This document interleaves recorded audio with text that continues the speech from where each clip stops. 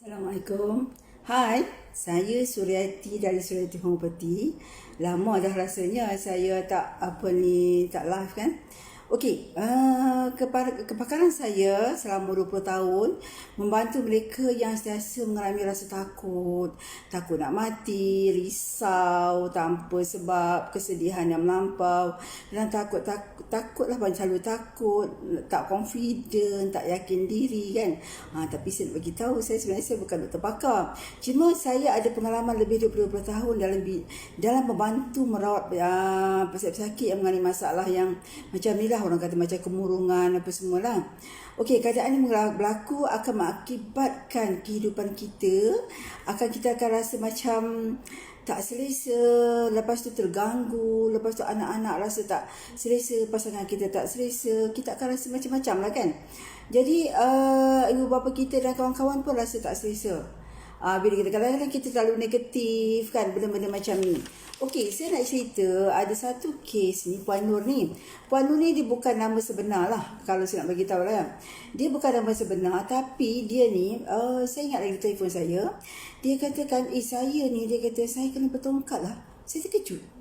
Dalam usia dia yang 52 tahun tu, saya kata, dia kalau bertongkat, saya kata, kenapa? Saya kata, dia kata, kalau saya bertongkat, saya selesa. Lepas tu dia kata dengan alasan apa tahu? Alasan dia kata, bukan Imam Syafi'i tu dia kata bertongkat sebab mengingatkan dia kepada kematian. Wow, saya kata, bukan masalah macam tu.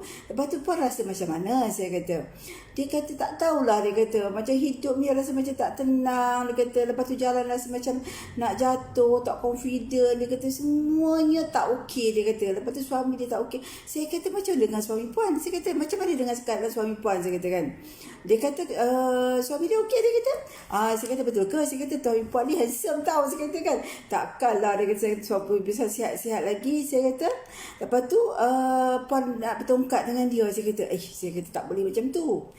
Lepas tu saya tanya dia kata, itulah, dia kata, yang dia rasa dia nak ambil rawatan, dia kata macam mana nak buat benda ni.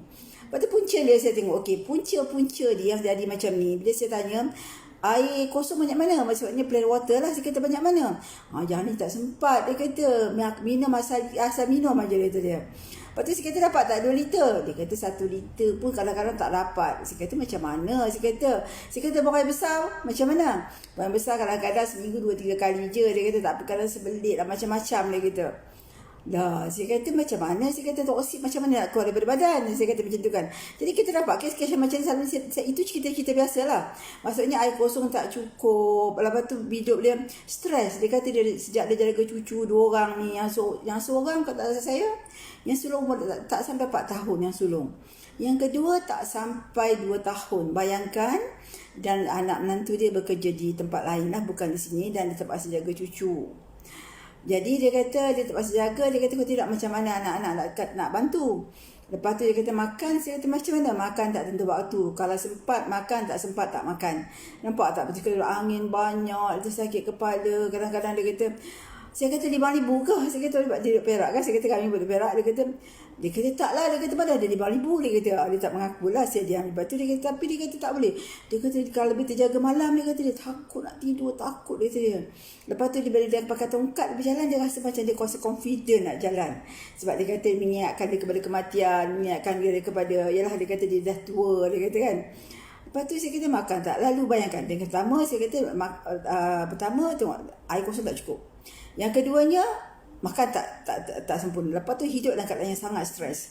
Jadi hidup stres, jaga cucu dalam usia macam tu, sepatutnya bukan dia yang nak jaga pun. Saya kata, tak ada bantu ke? Lepas tu dia kata, dengan anak lain yang sekolah lagi apa semua kan. Lepas tu dia kata, saya tanya, dulu pernah tak jatuh ke, aksiden ke? Masa kecil-kecil dia kata dia terror, dia kata dia. Masa di kampung dia kata dia sangat terror. Dia seorang yang terror lah, dia kata panjat pokok, dia kata kan. Hidup kampung, dia kata macam tu lah. Lepas tu jadi saya kata okey. Jadi kita nampak faktor-faktor yang menyebabkan dia jadi macam ni. Antaranya air kosong tak cukup. Lepas tu kehidupan dia stres sangat-sangat.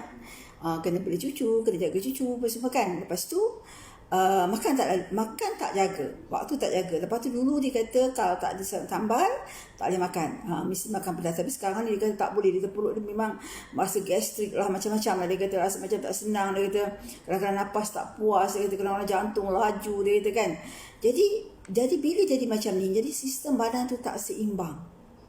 Jadi saya kata sisa badan dah tak seimbang ni. Saya kata macam mana? Saya katakan, jadi dia kata macam mana nak buat. Dia kata, saya kata cubalah. Saya kata at least saya kata kalau nak bantu anak jaga cucu pun, saya kata jagalah air. Saya kata jaga minum air bagi cukup. Pastikan saya kata buang air besar kalau boleh hari-hari. Saya katakan sebab oksigen jangan keluar sebab kita makan hari-hari. Jadi oksigen kita nak buang ke mana? Saya kata, jadi saya kata okey, saya kata makan kena jaga. Saya kata pagi at least breakfast. Makan pagi kena penting. Makan pagi, sebab tu dia kata breakfast, makan pagi. Kalau kita tengok kenapa Rasul dia kata dia sunatkan bersahur. Nampak tak? Jadi itulah kelebihan kalau kita kena makan waktu pagi. Waktu pagi memang sangat penting sebab kita nak mulakan bekerja, nak mulakan hidup. So kita memang kena bermakan pagi, breakfast sangat penting. Jadi itulah antara yang saya tengok ini faktor-faktor dia. Jadi bagi mereka yang malih masalah macam ni, saya tengok lebih kurang aja. Cerita dia lebih kurang je. Tengok cerita ni orang ni nak bertongkat. Ya tu macam yang cerita lah. Okey, next saya akan selalu saya akan cerita. Saya cuba berkongsi ini setiap hari. Saya cuba setiap hari lah, insya-Allah. Sekiranya tidak ada apa-apa aral kan. Okey. Lepas tu jadi apa yang mata kesembuhan selain daripada remedi homeopati, remedi atau penawar yang kita boleh bagi, maksudnya kena cukupkan air. Jadi air memang kena cukup. Maksudnya kalau dapat 25 kilo berat badan sama dengan 1 liter air, sangat-sangat bagus. Tapi kalau tak boleh, sekurang-kurangnya 2 liter sehari. Minimal. Sebab air yang keluar daripada badan kita ingat tak dari dulu doktor selalu kata, dari dulu semua orang tahu, okey, kita air kosong ni, kita kena minum air sekurang-kurang 8 gelas air sehari.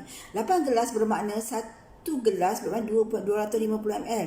8 gelas bermakna 2 liter.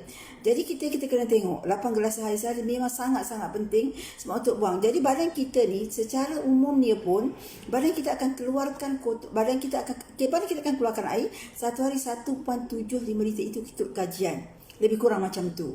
Jadi kita perlukan sangat air kosong sangat perlu. Lepas tu pastikan kalau kita boleh buang air besar hari. Lepas tu kurangkan pedas dalam masak. Memang yang ni penting sebab saya tengok antara mereka yang menjadi masalah macam ni, cerita dia lebih kurang aja. Cerita lebih kurang aja. Maksudnya suka pedas belum ni, suka masam, tak ada pedas tak ada makan. Lepas tu fikiran kita sekarang dia akan jadi negatif. Kita tak positif dalam benda-benda macam ni.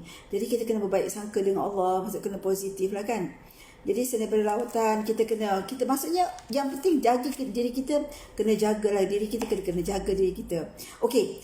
Jadi kalau dia ambil rawatan lebih kurang 2 bulan macam tu, lepas tu saya minta testimoni. Saya kata lepas tu saya kata dia, saya kata tu lah tulis sikit, saya kata kan bagi tahu macam mana. Dia kata dia ke dulu dia macam tu. Tengok saya pun kadang-kadang nak kata apa benda ni betul, bila kita dah sembuh kita rasa malu bahawa kita dulu pernah jadi macam tu apa semua kan. Okey. Jadi saya cuba bantu mana mereka yang cuba nak dibantu dalam ni boleh hubungi saya. Kan, jadi saya berkongsi pengalaman ini, pengalaman saya bersama selama 20 tahun dalam bidang ini, insya-Allah. Jadi lebih 20 tahun lah saya membantu mereka yang kesian. Saya tengok kesian, ada yang macam-macam cerita. Jadi faktor dia yang tu lah. Jadi kadang-kadang air tak cukup. Saya ulang sekali lagi. Makan tak jaga, makan pedas, makan masam, fikiran selalu negatif, selalu stres, hidup yang stres lah. Okey, jadi saya setakat ini, jadi semoga kita sentiasa dalam rahmat dan redha Allah. Saya minta maaf jika ada salah silap, dan jika anda hendak dibantu boleh hubungi saya, dan ada alamat saya di situ kan dekat saya punya page, dan boleh hubungi saya lah, insya-Allah. Okey, terima kasih. Okey, Assalamualaikum.